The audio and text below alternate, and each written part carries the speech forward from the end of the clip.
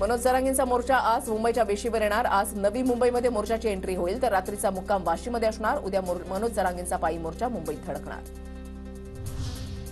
मनोज जरांगे पाटलांचा मुंबईकडे येण्याचा मार्ग पोलिसांनी बदलला। आंदोलकांना मुंबई पुणे मार्गावरील जुन्या घाटातून जाण्याच्या सूचना। आंदोलकांचा मात्र जुन्या घाटातून जाण्यास विरोध। सायन पनवेल महामार्गावर अवजड वाहनांना बंदी। मनोज जरांगेंच्या पायी मोर्चाच्या पार्श्वभूमीवर प्रशासनाचा निर्णय। मराठ्यांच्या मोर्चाला नवी मुंबईमध्ये 2,500 ते 3,000 पोलिसांचा बंदोबस्त। कायदा सुव्यवस्थेच्या पार्श्वभूमीवर नवी मुंबईमध्ये पोलीस अलर्ट मोडवर। मनोज जरांगे पाटलांना नोटीस बजावा। हायकोर्टाचे आझाद मैदान पोलिसांना आदेश। आझाद मैदानाची क्षमता 5,000 लोकांची असल्याची माहिती द्या। कोर्टाचे पोलिसांना आदेश।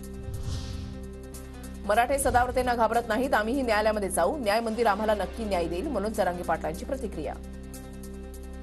ते काय फरक पडत नाही, ते काय घाबरण्याचं काम नाही। मराठी काय घाबरत नाही, त्याचं त्याला चालून द्या। फक्त न्याय मंदिराच्या बाबतीत न्याय मंदिराने आमच्यासाठी काय न्याय दिला आम्ही ते बघू आणि आम्हालाही न्याय मंदिर न्याय देईल।